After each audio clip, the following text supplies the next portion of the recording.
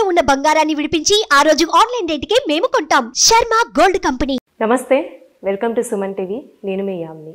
ప్రస్తుతం మనతో ఉన్నారు ప్రముఖ ఆధ్యాత్మికవేత్త, ప్రముఖ జ్యోతిష వాస్తు పండితులు మనతో సూర్యనారాయణ శర్మ గారు ఉన్నారు. గురుగారితో మనం మాట్లాడదాం. నమస్కారం గురుగారు. నమస్కారం అమ్మ, శుభం వ్యాధు. గురుగారు, ఈ నెలలో అసలు సింహరాశి వారికి ఏ విధంగా ఉంటుంది? వీరికి సంబంధించిన పరిహారం ఏంటండి? అమ్మ, సింహరాశి వారికి మార్చి 1వ తారీఖు నుండి 15వ తారీఖు వరకు ఎలా ఉంటుంది విషయానికి వచ్చినప్పుడు అంటే ఆర్థిక విషయానికి వచ్చినప్పుడు మన సింహరాశికి తృతీయ స్థానంలో మనకి ఏం కనబడుతుంది? తృతీయంలో కేతు కనిపిస్తున్నాడు.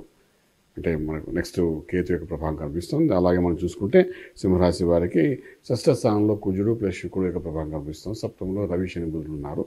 అష్టంలో చూసుకుంటే రాహు యొక్క ప్రభావం కనిపిస్తుంది. అలాగే భాగ్యస్థానంలో గురువు యొక్క అనుగ్రహం కనిపిస్తుంది అన్నమాట.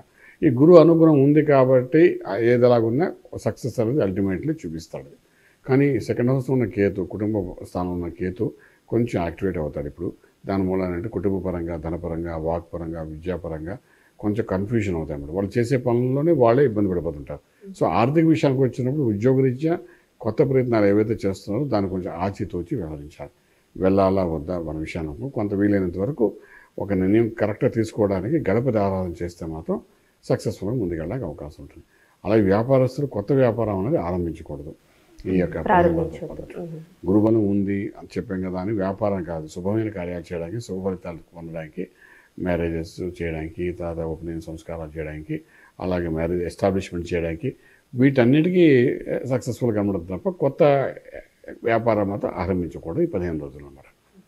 అంటే ఇప్పుడు రియల్ ఎస్టేట్ కానీ స్టాక్ మార్కెట్కి సంబంధించి ఏ విధంగా ఉంటుందండి? రియల్ ఎస్టేట్ వ్యవహారంకి వచ్చినప్పుడు చాలా పుంజుకుంటుంది. ఇప్పుడు ఈ 15 రోజుల్లో నేను కొంచెం టేక్ ఆఫ్ అవుతుంది బాగానే. ఇంకా స్టాక్ మార్కెట్ దగ్గర వచ్చినప్పుడు ఇన్ఫ్రాస్ట్రక్చర్స్ మీద, స్టీల్, సిమెంట్ మీద, గోల్డ్ అండ్ కాపర్ వాటి మీద ఇన్వెస్ట్మెంట్ ప్లాన్ చేసుకుంటే ఎంత బాగుంటుంది. అవి రెండు సక్సెస్ఫుల్ చూపిస్తుంది. ఇవి చేయడానికి కూడా ఒకసారి లక్కీ నెంబర్స్ కూడా చూస్తారు వీళ్ళు. దానికేమో 139 మంచి కాంబినేషన్ అనమాట. అందులో నెంబర్ 1 పాజిటివ్గా పనిచేయడానికి అవకాశం అని చెప్తాను. ఇప్పుడు విదేశాలు వెళ్ళాలనుకుంటున్నా కానీ ఉన్న వాళ్ళకి కూడా విదేశంలో అంటే ఏ విధంగా ఉంటుందండి వాళ్ళకి? విదేశాలు చదువుకోవడానికి వెళ్ళడం వేరు, అలా వెళ్ళే విద్యార్థులకు ఎటువంటి ఆటంకాలు కనిపించుతామో విదేశాల్లో ఉన్న వ్యాపారస్తులకి అనుకూలంగా కనిపిస్తున్నాయి.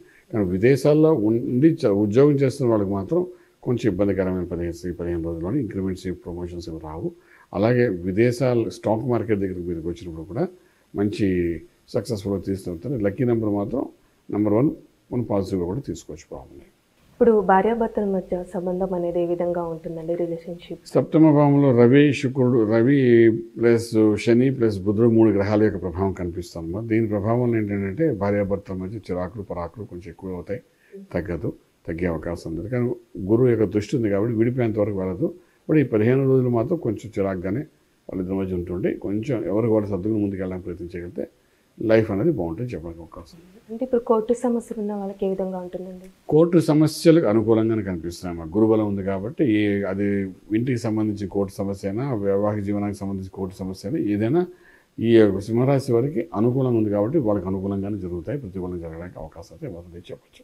అంటే వీళ్ళకి ఆరోగ్య సమస్యలు ఏమైనా ఉన్నాయండి? ఆరోగ్య సమస్యలు వచ్చినప్పుడు 6వ స్థానంలో మనం తీసినప్పుడు కుజుడు ప్లస్ శుక్రుడు యొక్క ప్రభావం ఉంది కాబట్టి డెఫినెట్గా అది ఎముకకి సంబంధించిన కొన్ని దోషాలు ఉన్నాయి. అవి ఇప్పుడు బయటపడతాయి. దానికి రక్షణ చేసుకోవాల్సి వస్తుంది. అలాగే మనకి ఇక్కడ అష్టంలోని రాహు యొక్క ప్రభావం కూడా కనిపిస్తుంది.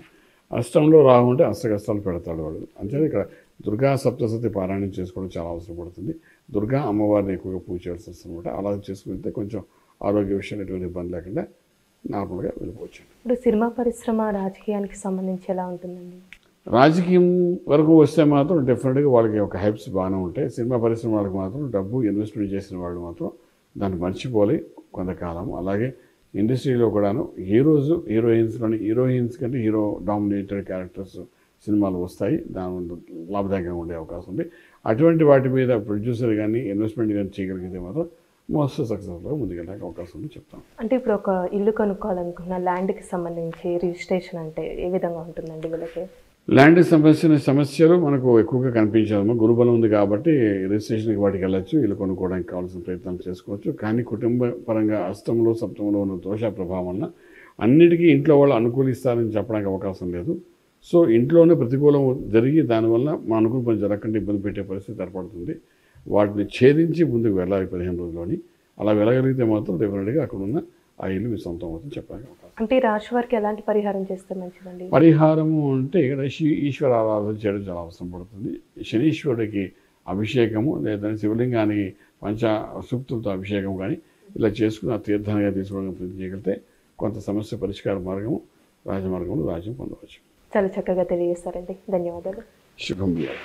చూసారు కదండి సింహరాశి వారికి ఏ విధంగా ఉంటుంది, అలానే ఈ రాశి వారికి ఎలాంటి పరిహారం చేస్తే మంచిది గురుగారు మనకి తెలియజేశారు కదా. అలానే మీరు గురువుగారిని సంప్రదించాలి అనుకుంటే స్క్రీన్ మీద కనిపిస్తున్న నెంబర్కి కాల్ చేసి గురువుగారి అపాయింట్మెంట్ అనేది తీసుకోవచ్చు. ఇలాంటి మంచి వీడియోస్తో మళ్ళీ మీ ముందుంటాను. ధన్యవాదాలు.